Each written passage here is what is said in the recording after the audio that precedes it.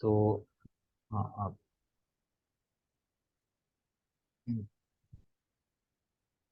بسم اللہ الرحمن الرحیم نحمدہ ونصلی ونسلم علی رسول الکریم اما بعد. آج سے ہم انشاءاللہ اصول حدیث کے اندر بہت مختصر انداز میں موٹی موٹی باتیں، تمہیدی باتیں جو ہے وہ انشاءاللہ کوشش کریں گے کہ ایک دو لیکچرز کے اندر یہ مکمل ہو جائیں. بنیادی طور پہ اس کے لیے ہم نے خیر الاصول مختصر سا ایک رسالہ ہے یہ، اس کا انتخاب کیا ہے. یہ اصول حدیث کے اندر ہے. اصول حدیث جو ہیں یہ آ، جیسے دیگر فنون کی طرح پہلے ایک فن جو ہے وہ مرتب ہوتا ہے، مجتہدین جو ہیں وہ اس کے مطابق اپنا استنباط کرتے ہیں، لیتے ہیں، ان کا تعامل رہتا ہے، اور پھر محدثین کے انہی مختلف جو مناہج ہیں ان سے کچھ اصول اخذ کیے جاتے ہیں اور پھر ان کی تدوین ہوتی ہے. ٹھیک ہے، جیسے فقہ ہے تو اصول فقہ جو ہے وہ مرتب ہوئے. حدیث کے بنیادی طور پہ دو حصے ہوتے ہیں، ایک کو ہم سند کہتے ہیں اور ایک کو متن کہتے ہیں. تو سند یعنی جس میں ہم کسی کلام کو منسوب کرنے کے لیے کسی کی طرف ایک جو چین لاتے ہیں، ایک پوری کے یعنی وہ ایک سلسلہ ہوتا ہے منضبط کہ مجھ سے لے کے فلاں تک. ٹھیک ہے، مثال کے طور پہ آ، بھائی ثاقب صاحب نے کوئی بات کہی ہو، ٹھیک ہے، لیکن اگر مجھ سے براہ راست میں نے سنی ہو تو میں کہوں گا کہ مجھے ثاقب صاحب نے بیان کی ہے. یہ جو میری بات ہے نا، یہ سند ہے. ٹھیک ہے، آگے جو ہے وہ ثاقب صاحب نے جو کہا ہوگا وہ اس کا متن ہوگا.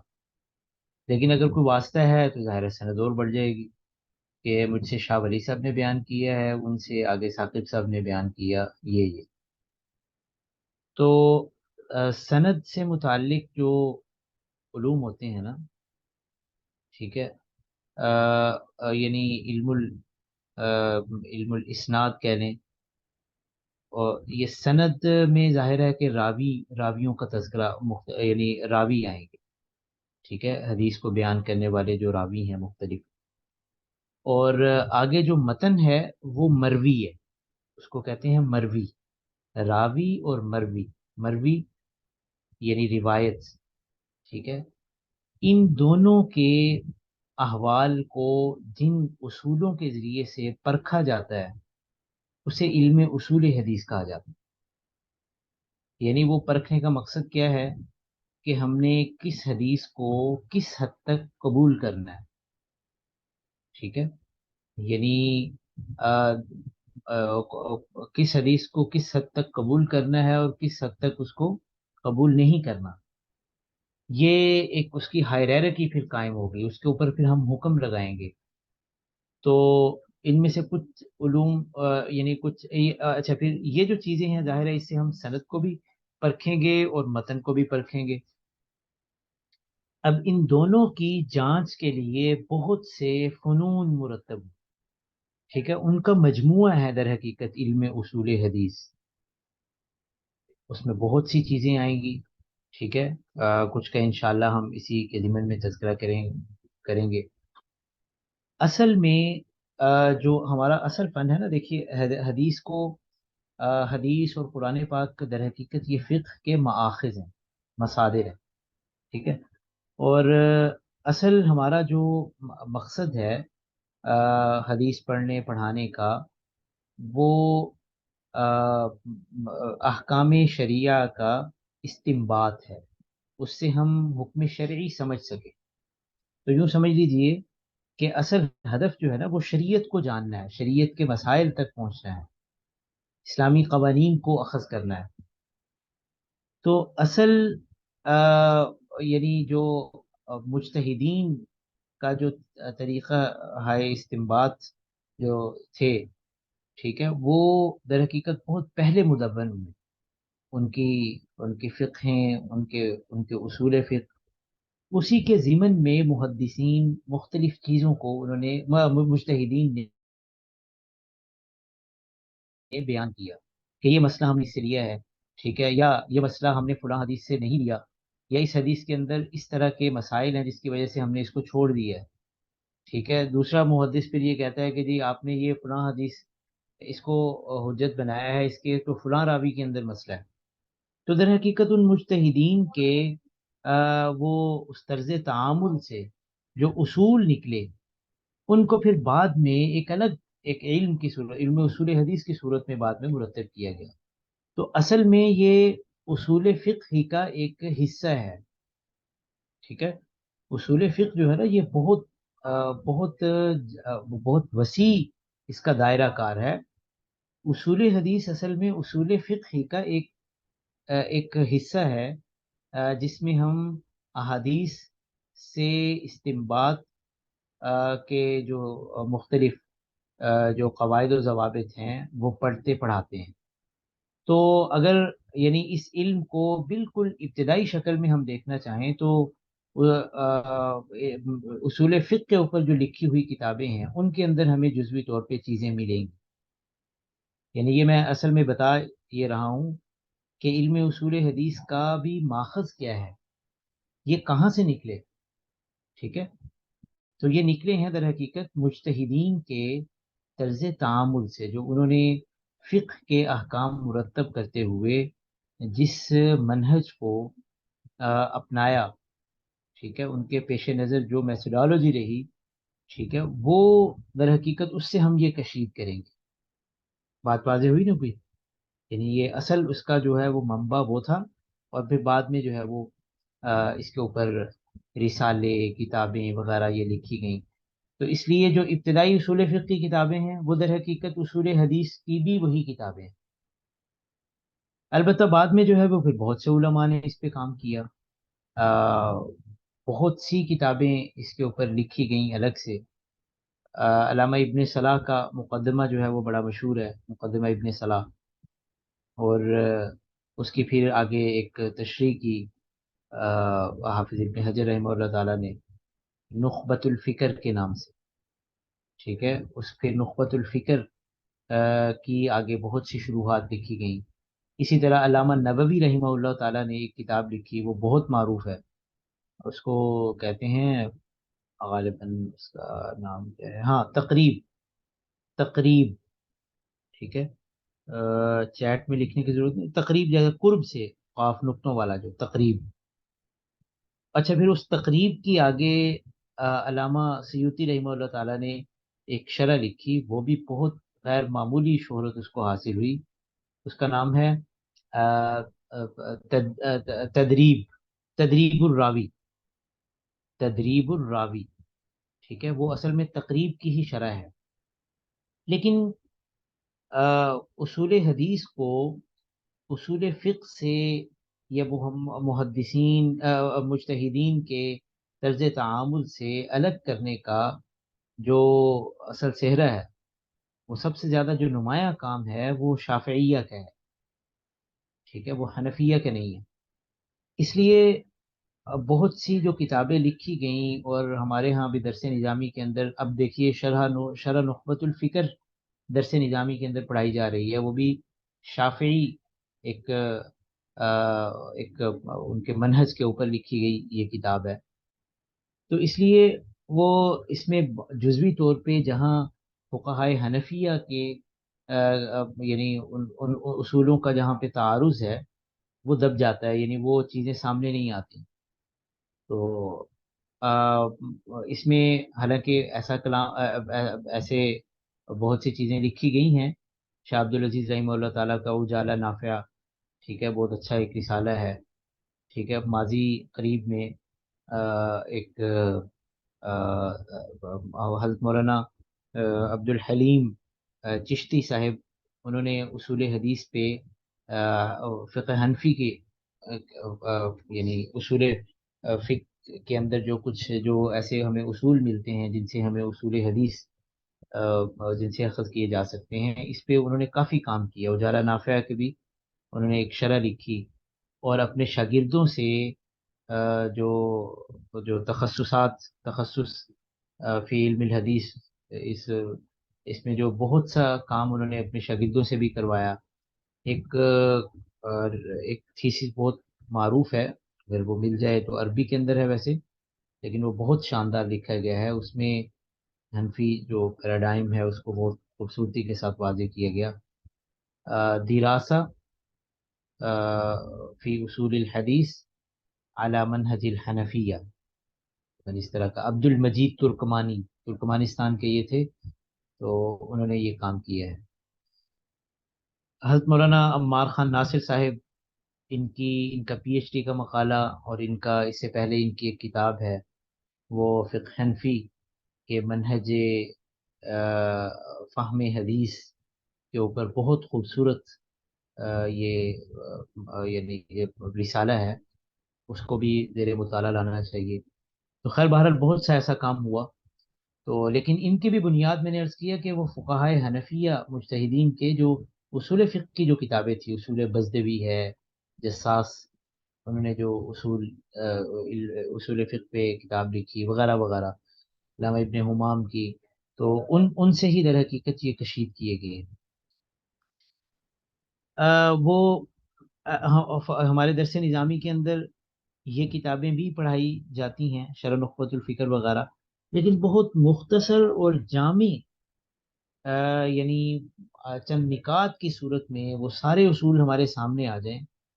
یہ اللہ تعالیٰ جزائے خیر دے، حضرت مولانا خیر محمد صاحب نے یہ کام بہت بہت عمدگی کے ساتھ کیا، بالکل ٹو دی پوائنٹ. وہ سارے ان مصطلحات کو آسان پیرائے کے اندر اس چھوٹے سے کتابچے میں جمع کر دیا، جس کا عنوان ہے خیر الاصول فی حدیث الرسول صلی اللہ علیہ وسلم. حضرت مولانا خیر محمد صاحب سے آپ واقف ہوں گے، ہمارے پرانے بزرگوں میں سے ہیں، اور اپنا یہ 20ویں صدی کے جو ہمارے جو بڑے بزرگ ہیں، یہ ان میں ان کا شمار ہوتا ہے. یہ ہندوستان کے اندر ہی پلے بڑے، جلندر جلندر میں ان کی پیدائش ہوئی تھی، اسی مناسبت سے ان کو جلندری کہا جاتا ہے. حضرت مولانا شیخ الہند حضرت مولانا محمود حسن دیوبندی رحمہ اللہ تعالیٰ کے شاگرد تھے، اور پاکستان میں انہوں نے ملتان میں اپنا ادارہ قائم کیا، اس کو ہم جانتے ہیں ماشاءاللہ، پاکستان کے بڑے مدارس میں سے ہے جامعہ خیر المدارس. پھر جب یہ تجویز سامنے آئی کہ تمام مدارس کا بھی ایک نیٹ ورک ہونا چاہیے، تو اس کے بھی صدر کی حیثیت سے حضرت مولانا خیر محمد صاحب کا انتخاب ہوا. حضرت مولانا خیر محمد صاحب اپنے انتقال تک اس کے صدر رہے، اور ان کے بعد پھر انتظام جو ہے وہ ان کے صاحبزادے حضرت مولانا شریف جلندری صاحب کو مل گیا. لیکن کچھ ہی عرصے کے بعد ان کا بھی انتقال ہو گیا، تو حضرت مولانا خیر محمد صاحب کے جو پوتے مولانا قاری حنیف جلندری صاحب، اس وقت سے یہ جامعہ کے وفاق المدارس کے ناظم کی حیثیت سے خدمات سر انجام دے رہے ہیں. تو یہ فیملی یہی ہے. بہت ان کے کچھ اصل میں حضرت کا تعارف جو ہے وہ بڑے بہت اچھے قابل اور بڑے زیرت جو ہے وہ مفتی کی حیثیت سے ان کا ہوتا ہے، کہ فتاوی مشہور ہیں، خیر الفتاوی، اور کچھ جزوی طور پہ ان کا یہ کام بھی ہے. اللہ تعالیٰ نے بہت مقبولیت دی. چھوٹا سا ان کا وہ نماز حنفی کے نام سے نہیں جو پڑھتے بچے پڑھتے ہیں، وہ بھی حضرت کا ہی لکھا ہوا ہے، مولانا خیر محمد صاحب کا. اچھا جی، یہ تو تھا علم اصول فقہ کے بارے میں مختصر سا تعارف. اب ہم ذرا آ جاتے ہیں اس کے.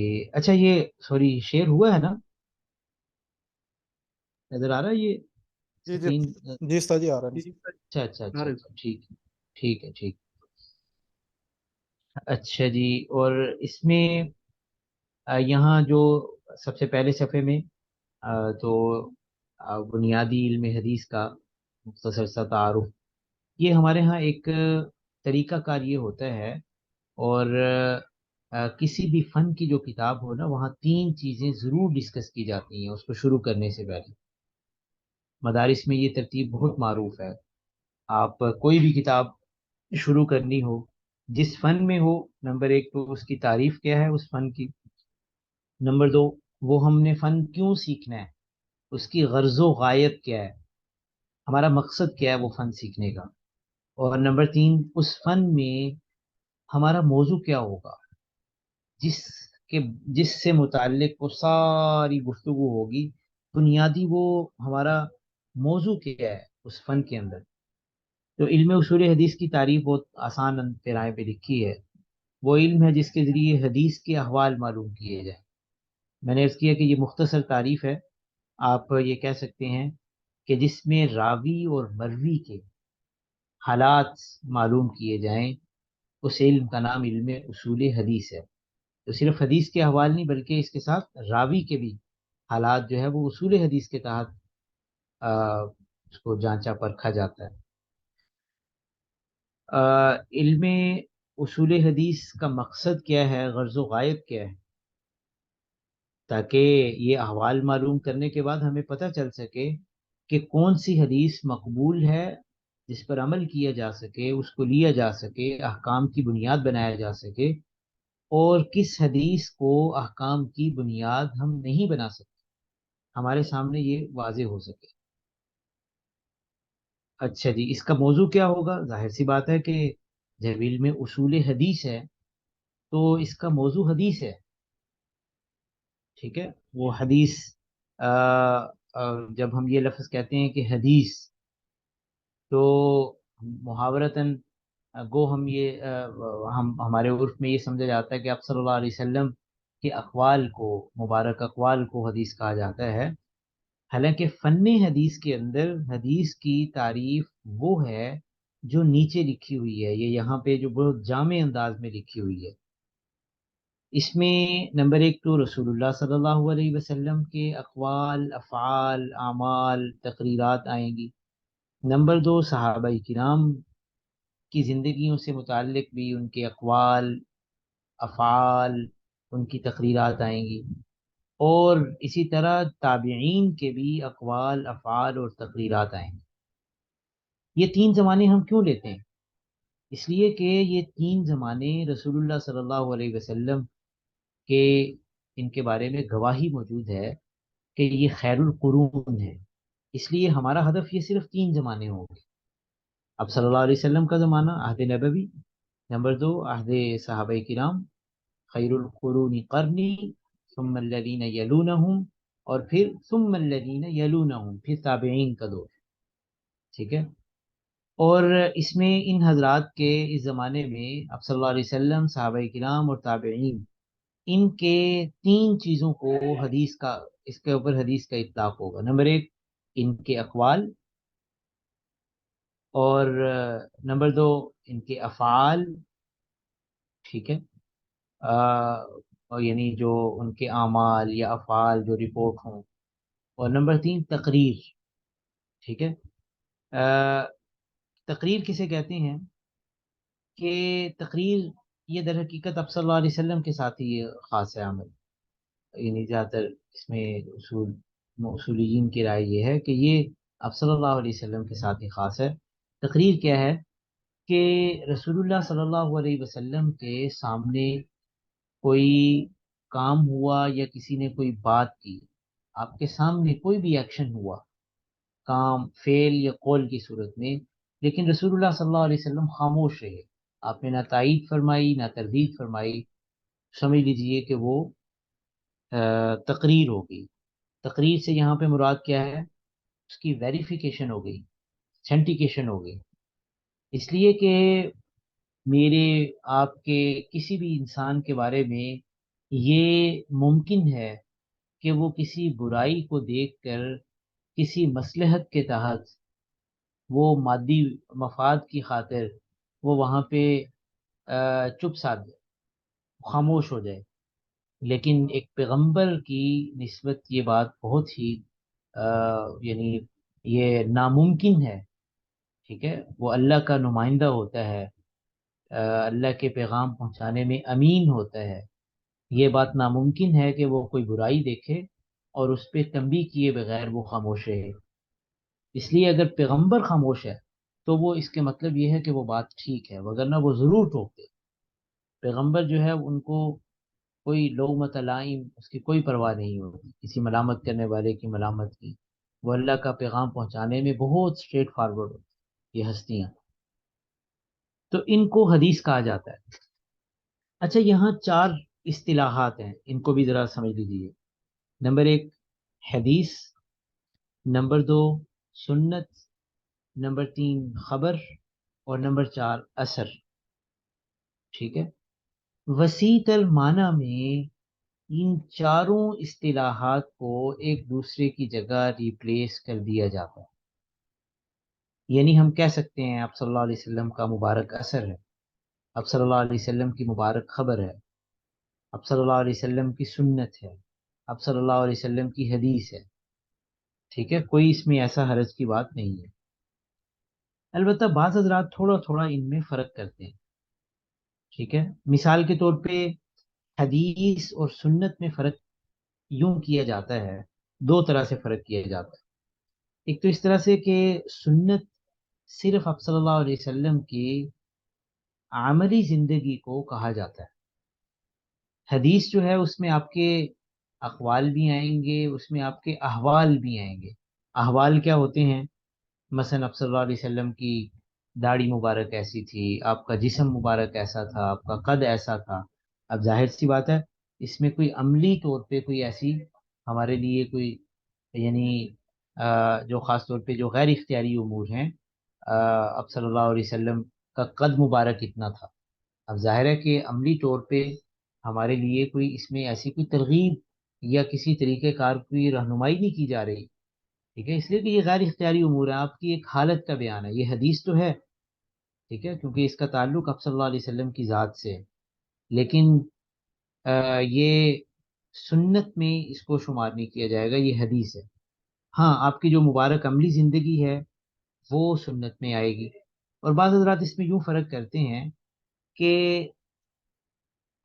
یہ درست نہیں ہے تقسیم، بلکہ درست یہ ہے کہ رسول اللہ صلی اللہ علیہ وسلم نے جن طریقوں کو آگے امت میں نافذ کرنا چاہا وہ سنت ہے، چاہے اس کا تعلق آپ کے قول سے ہو یا آپ کے فعل سے ہو. ٹھیک ہے. اور جس چیز کا تعلق صرف آپ کی ذات کے ساتھ خاص ہے اسے ہم سنت نہیں کہیں گے. ٹھیک ہے، وہ حدیث کے تحت تو اس کو پڑھا پڑھایا جائے گا، سنا سنایا جائے گا، ایک مبارک آپ کا. لیکن سنت وہ ہے جو امت میں جو طریقہ آپ نے رائج کرنا چاہا. جیسے مثال کے طور پہ صوم وصال، آپ بسا اوقات مسلسل روزہ رکھتے تھے، یہ احادیث تو ہیں، لیکن کیا یہ امت کے لیے سنت ہے؟ نہیں، آپ صلی اللہ علیہ وسلم نے منع فرما دیا. ٹھیک ہے. اسی طرح اور بہت سی چیزیں ہیں جو خاص آپ صلی اللہ علیہ وسلم کی ذات کے ساتھ تھی، وہ امت کے لیے آپ صلی اللہ علیہ وسلم نے ان کو اس طرح سے اس کو جاری رکھنا نہیں چاہا، آپ نے پسند نہیں فرمایا. تو اس کو ہم حدیث کے تحت تو پڑھیں گے لیکن وہ سنت نہیں ہے. بہرحال یہ دو ایک زاویہ نظر ہیں جن کے ذریعے سے حدیث اور سنت میں فرق کیا جاتا ہے. اچھا بالکل یہی صورتحال ہے خبر اور اثر کی. خبر جو ہے یہ حدیث کے اوپر بھی اس کا اطلاق ہوتا ہے، لیکن خبر کا لفظ زیادہ جامع ہے. اس کا اطلاق اور بھی ہوتا ہے. مثال کے طور پہ آ، کسی بھی رپورٹ کو، چاہے وہ تاریخ اس کا تعلق تاریخ سے ہو، ٹھیک ہے، یا کسی بھی اور فن سے ہو، کسی کی کوئی بات ہو، چاہے وہ ابتدائی ان 3 زمانوں سے اس کا تعلق ہو یا کسی اور. مثال کے طور پہ اکثر حضرت امام ابو حنیفہ کی کوئی بات ہم تک پہنچے تو وہ ان کی طرف سے ان کی ایک خبر ہے جو ہم تک پہنچے. لیکن جو یعنی حدیث ہے وہ ظاہر ہے کہ وہ ان 3 زمانوں کے ساتھ خاص ہے. لیکن بہرحال میں نے عرض کیا کہ خبر بھی اس معنی میں استعمال ہوتی ہے. ٹھیک ہے. تو لیکن خبر اس طرح سے خاص اصطلاح نہیں ہے جیسے حدیث خاص اصطلاح ہے. اچھا اسی طرح اثر، اثر بھی حدیث کے اوپر بھی یہ بولا جاتا ہے، لیکن یہ بھی ایسے ہی ہے. اس میں حدیث جو ہے وہ زیادہ خاص ہے، ٹھیک ہے، وہ خاص ہے. اور اثر جو ہے یہ اس میں عمومیت ہے. مثال کے طور پہ جو اثر ہے اس میں یعنی اب صلی اللہ علیہ وسلم کے اقوال افعال مبارک ان چیزوں کو بھی کہا جاتا ہے، اور اصل صحابہ و تابعین کے اقوال افعال وغیرہ پر بھی بولا جاتا ہے۔ بلکہ بعض حضرات کی تو رائے یہ ہے کہ یہ ابتدائی ادوار میں تو اس طرح بولا جاتا تھا، اب یہ ایک بطور اصطلاح کے یہ خاص ہو چکا ہے کہ اثر وہ ہوگا جس کی سند کسی صحابی یا تابعی تک پہنچے گی بس۔ جو اس سے اوپر جائے گی سند، جس کو ہم حدیث مرفوع کہتے ہیں، آگے چل کے آئے گی کہ منتہا، اپنی انتہا کے لحاظ سے حدیث کی ہم مختلف قسمیں پڑھیں گے، تو جس کی سند اب صلی اللہ علیہ وسلم تک جائے وہ تو حدیث ہے، ٹھیک ہے۔ جو اس سے نیچے رہ جائے، ٹھیک ہے، اس کو ہم اثر کہیں گے۔ چنانچہ کسی تابعی کا کوئی قول یا فعل یا کسی صحابی کا کوئی قول یا فعل، ان کو ہم اثر کہتے ہیں، ٹھیک ہے۔ تو زیادہ معروف اب بطور اصطلاح کے اب یہی ہے۔ چنانچہ جب یہ کہا جائے کہ کسی صحابی کا وہ نقل کرنا، تو ہم یہ نہیں کہیں گے حضرت عبداللہ ابن عمر کی حدیث ہے، بلکہ ہم یہ کہیں گے اگر حضرت عبداللہ ابن عمر کا مثلا کوئی قول نقل کرنا ہو، تو ہم یہ کہیں گے کہ حضرت عبداللہ ابن عمر کا رضی اللہ تعالیٰ عنہما کا یہ اثر ہے، یا حضرت سفیان ثوری کا اثر ہے، ٹھیک ہے۔ تو یہ اس میں تھوڑا سا یہ فرق کر لیا جاتا ہے، لیکن بہرحال خبر کا حدیث کے حدیث اور خبر کا ایک دوسرے کے اوپر اطلاق کر دیا جاتا ہے، اس لیے آگے چل کے ہم جتنی بھی اقسام پڑھیں گے وہ خبر کے تحت پڑھیں گے۔ خبر یعنی خبر کی جو تقسیم ہے اس کے ساتھ خبر کا لفظ زیادہ لگے گا، ٹھیک ہے نا، کیونکہ یہ حدیث کے اوپر بھی اس کا اطلاق کر لیا جاتا ہے۔ تو حدیث کی تقسیمات میں جانے سے پہلے میں یہ چاہوں گا کہ اب تک جو گفتگو کی اس پہ آپ کا کوئی سوال ہو، کوئی بات قابل وضاحت ہو، پھر اس کے بعد ہم آگے جائیں گے۔ صحیح ہے جو آپ نے شروع میں بتایا کہ اصول حدیث میں جو حنفی جو ہیں علماء ان کا نقطہ نظر، تو یہ اس کا مطلب کہ اصول حدیث بھی جو ہیں یہ ڈفرینٹ اماموں کے حساب سے مختلف ہیں، یا یہ جیسے ابھی ہم یہ دیکھ رہے ہیں یہ جو اصول ان کتابوں میں ہیں، شافی کتابوں میں بھی یہی اصول ہوں گے اور دوسری جگہوں پہ بھی یہی ہوں گے، یا ان میں پھر تھوڑا تھوڑا زیادہ فرق آ جائے گا؟ زیادہ فرق نہیں ہے، زیادہ فرق نہیں ہے، خاص طور پہ اصطلاحات میں فرق نہیں ہے، احکام میں تھوڑا بہت فرق ہے، ٹھیک ہے۔ جی جی اصطلاحات میں بہت کم فرق ملے گا ہمیں، جیسے انشاءاللہ آگے ہی میں کچھ عرض کروں گا۔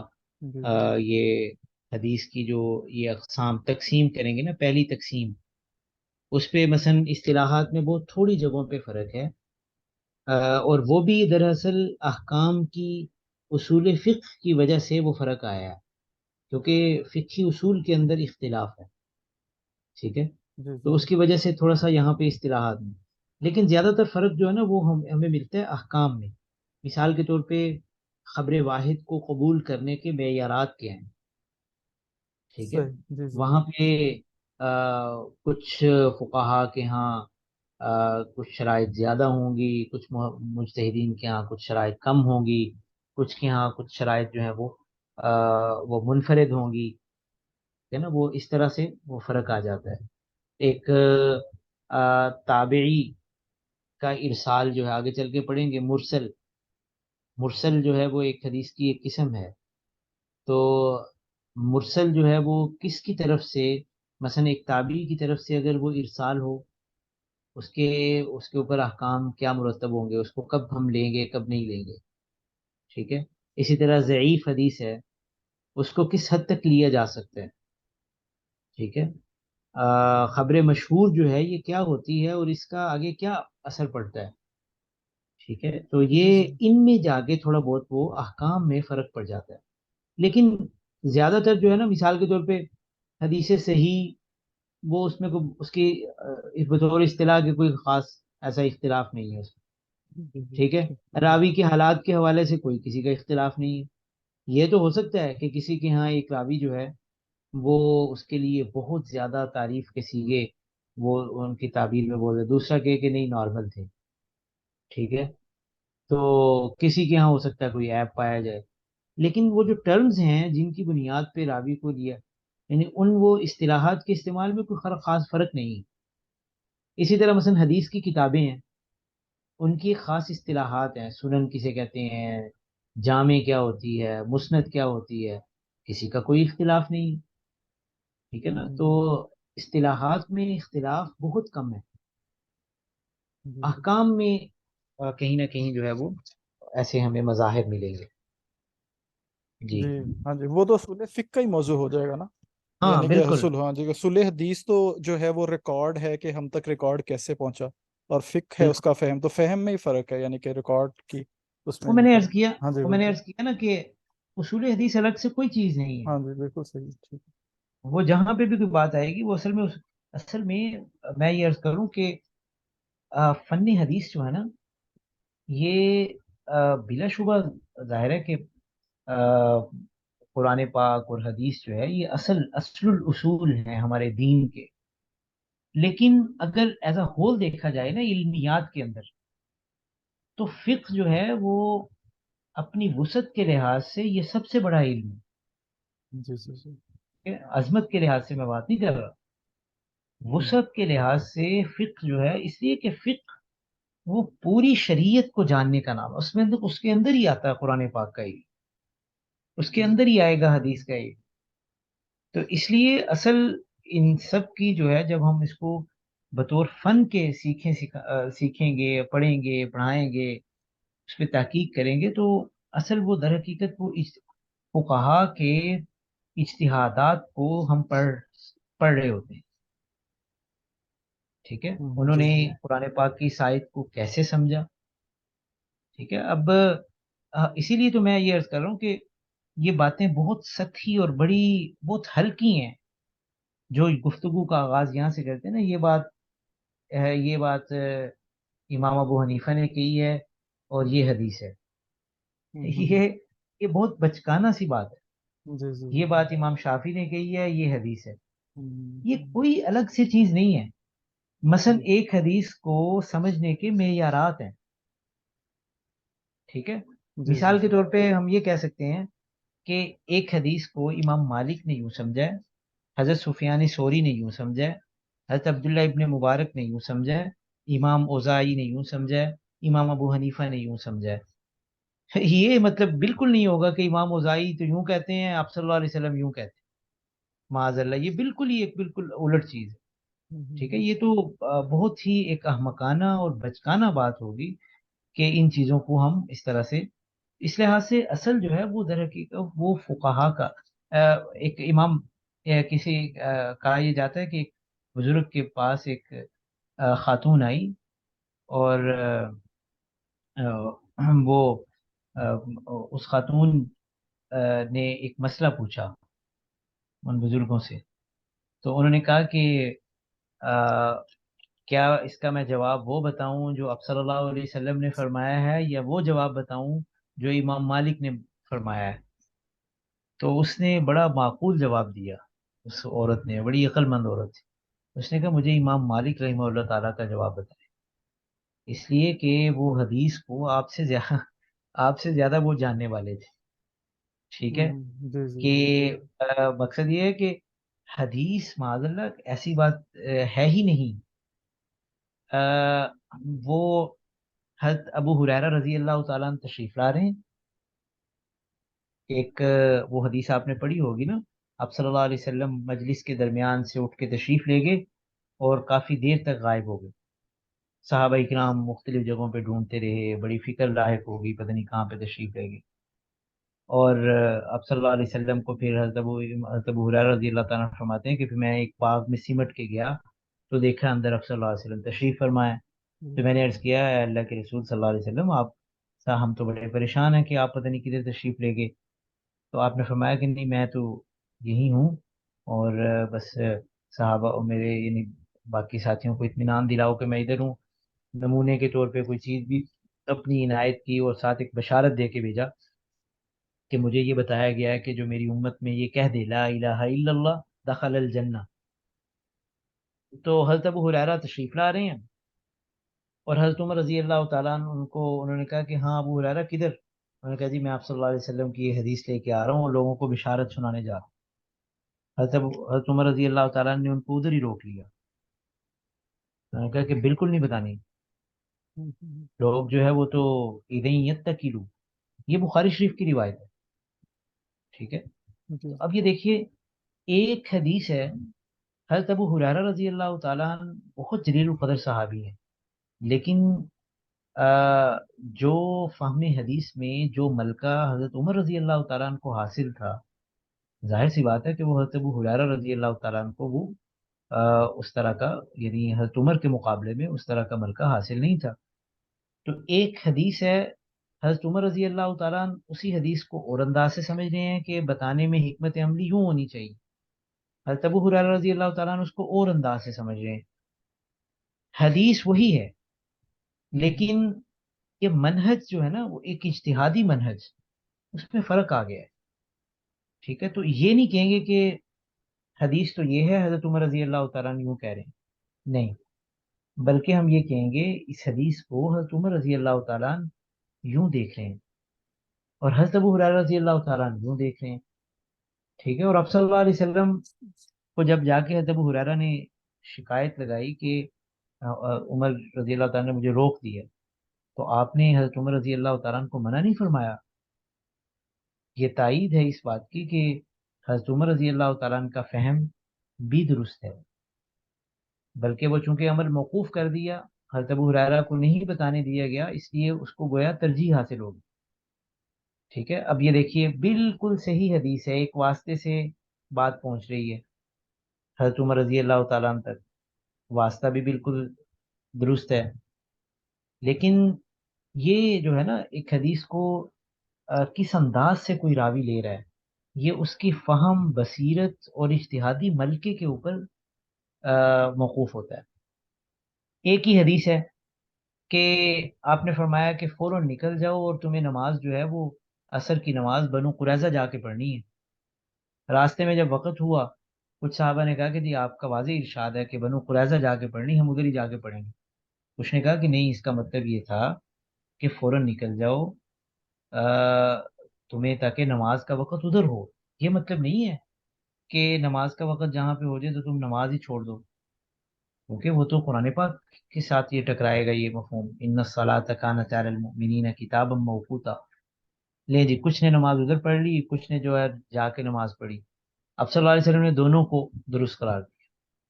تو یہاں پہ ہم ظاہر سی بات ہے یہ نہیں کہیں گے کہ اب صلی اللہ علیہ وسلم کا ارشاد تو یہ تھا لیکن کچھ صحابہ نے نماز ادھر ہی پڑھ لی، بلکہ ہم یہ کہیں گے ایک ہی حدیث کو بعض صحابہ نے یوں دیکھا، بعض صحابہ نے یوں دیکھا.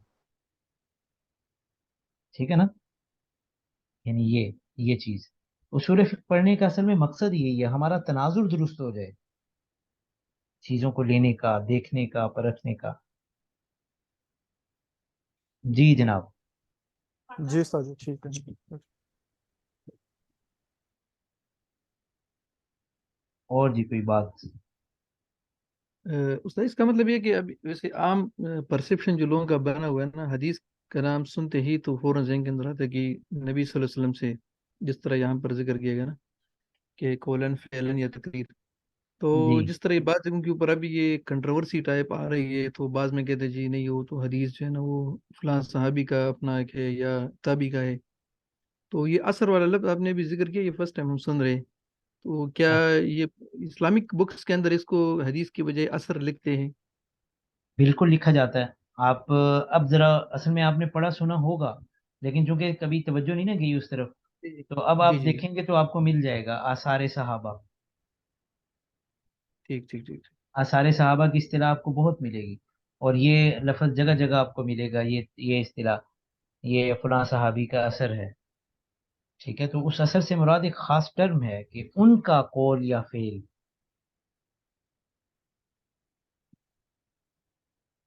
اصل میں یہ شروع میں جو ہے نا وہ ایسا فرق بھی نہیں کیا جاتا تھا. یعنی چنانچہ جو بالکل ابتدائی کتابیں لکھی گئی تھیں، ان میں کوئی ایسا فرق نہیں تھا. صحابہ کے اقوال بھی وہی ہیں، احادیث بھی وہی ہیں. آپ دیکھ لیجئے کبھی مصنف ابن ابی شیبہ، حضرت ابوبکر ابن ابی شیبہ کی جو مصنف ہے نا، یہ نام بڑا سنا ہوگا آپ نے، المصنف لکھا ہوتا ہے. آگے ابن ابی شیبہ، ٹھیک ہے، اور اسی طرح مصنف عبد الرزاق، یہ ان حضرات کی یہ جو کتابیں ہیں اگر آپ ان کو دیکھیں، اس میں ایک حدیث ہے، نیچے صحابہ کے اقوال کی فہرست ہے، فلاں صحابی نے بھی یہ کیا، فلاں صحابی نے بھی ایسا کیا، تو وہاں پہ منظر نامہ بہت زیادہ بہت اچھی طرح واضح ہوتا ہے ایک حدیث کو سمجھنے کہ صحابہ نے کس طرح دیکھا۔ لیکن پھر وہ دور آیا کہ جب یہ غالباً میں نے بخاری شریف کے لیکچر کی تمہید میں بھی یہ بات عرض کی تھی کہ پھر وہ دور آیا کہ جب حدیث میں کتب حدیث کو یوں لکھا جانے لگا کہ صحابہ اور تابعین کے اقوال الگ ہو جائیں اور اب صلی اللہ علیہ وسلم کے مبارک اقوال، افعال اور احوال الگ ہو جائیں۔ تو وہ دور اس کے بعد کا ہے، ابتدائی طور پہ یہ حدیث کی کتابوں میں یہ تینوں یہ ساری باتیں ہی ہوتی ہیں۔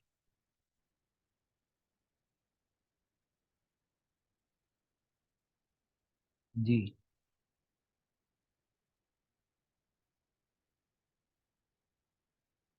جی چلیے چلیں آگے، یا باقی اگلے سبق میں کر لیں؟ تو یہ بہتر ہوگا نیکسٹ کر لیتے، بندے بھی ذرا انشاءاللہ ہوں گے، آج پہلا ہاں لیکچر ہے تو۔ ٹھیک، جی بہتر، آج ذرا وہ تمہیدی باتیں ذرا زیادہ ہو گئی ہیں، جی ٹھیک ہے۔ آگے انشاءاللہ پھر ہم وہ پڑھ لیں گے، تو ٹھیک ہے جی، جزاکم اللہ۔